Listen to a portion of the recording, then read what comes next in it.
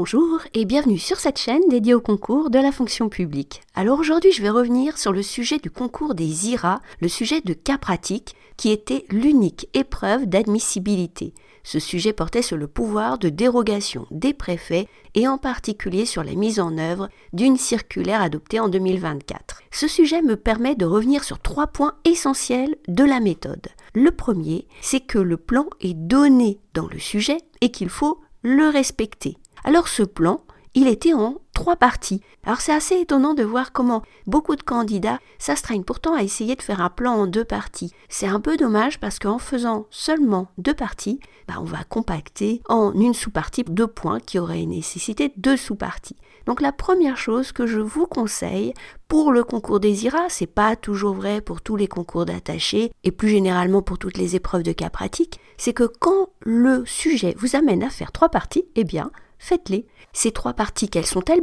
On avait une première partie avec, en première sous-partie, la définition du pouvoir de dérogation des préfets, une deuxième sous-partie sur ces évolutions récentes, une deuxième grande partie sur des éléments de bilan et les limites du pouvoir de dérogation, et une dernière partie sur les propositions, que l'on peut diviser en sous-parties, mais ce n'est pas impératif. Le deuxième point qui me paraît vraiment important dans les épreuves de cas pratiques, c'est que même si le plan est donné, ça ne veut pas dire qu'on va se limiter à ces éléments dans la note. Si vous avez l'habitude de consulter cette chaîne, et je vous invite bien sûr à vous y abonner et à cliquer sur la petite cloche pour recevoir des notifications quand je mets des nouvelles vidéos, vous savez que j'utilise une carte mentale avec ce que j'appelle des étiquettes. Ces étiquettes principales, c'est les enjeux, le contexte, le cadre légal, le bilan, des limites, des conditions de réussite, et puis on avait pour les épreuves de cas pratiques bien sûr aussi des leviers. Alors pourquoi j'utilise ces étiquettes ? Parce qu'elles me permettent de repérer dans le dossier des éléments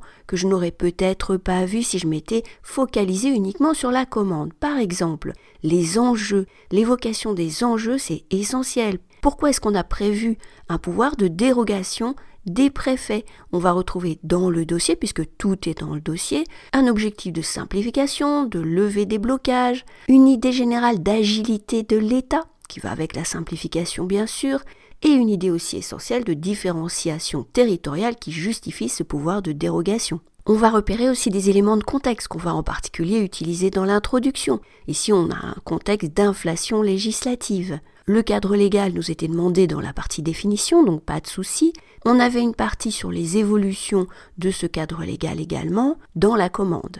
Toujours dans la commande, on avait une partie bilan à faire et les limites. Et ensuite, on va repérer dans le dossier des conditions de réussite qui vont nous permettre de dégager des propositions. Tous ces éléments vont me permettre de nourrir la note, de faire une introduction intéressante, de faire des transitions intéressantes, de donner de la profondeur, d'apporter de l'analyse et non pas simplement de lister un certain nombre de points qui sont dans la commande.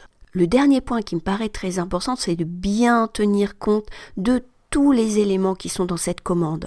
En particulier, il était demandé dans les propositions de tenir compte du contexte de la transition écologique. Donc il ne s'agissait pas seulement de reprendre les éléments dans le dossier qui prévoyaient la mise en œuvre de la circulaire de 2024, il fallait apporter des éléments spécifiques qui étaient dans le dossier, mais on pouvait bien sûr en rajouter, sur cette transition écologique. Par exemple, dans le dossier, on avait des éléments sur la sensibilisation des acteurs, collectivités territoriales, mais aussi pourquoi pas les associations, et on pouvait tout à fait en tirer des propositions concrètes pour mobiliser, sensibiliser, puis d'abord informer les associations qui œuvrent dans le domaine environnemental. On pourrait évoquer d'autres acteurs que les associations, comme les agriculteurs, et pourquoi pas parler d'éléments sensibles comme le photovoltaïque. Ce sont sur ces éléments que vous allez faire la différence, parce que la première partie de la note, tout le monde va faire la même, la présentation du dispositif, le cadre légal. La deuxième partie, vous commencerez certainement à faire la différence en mettant bien en évidence des points de vigilance, des freins, des conditions de réussite. Et la partie proposition, c'est là où vous pouvez vraiment montrer que vous prenez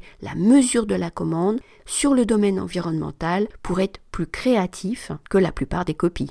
Enfin, il y avait 2 annexes à faire parmi 3 proposées, assez classiques, déroulé de réunion, fiche de présentation, un courrier. Donc là, on est vraiment dans des annexes qui ne demandaient pas pour le coup beaucoup de créativité, sauf peut-être pour le déroulé de réunion, où on pouvait à ce moment-là justement introduire ces aspects sensibilisation des acteurs, faire venir des intervenants extérieurs, présenter des bonnes pratiques. Autant d'éléments qui ont pu permettre à des candidats de faire la différence sur cette épreuve de cas pratique. Si vous souhaitez aller plus loin sur la méthodologie du cas pratique, eh bien vous trouverez en description de la vidéo et en commentaire un lien vers une formation en e-learning dans laquelle je vous explique la méthode, je l'illustre par des sujets récents du concours des IRA et je vous présente en détail les annexes les plus susceptibles de tomber au concours. Je vous souhaite très bonne chance pour les concours que vous préparez et je vous dis à très bientôt sur YouTube.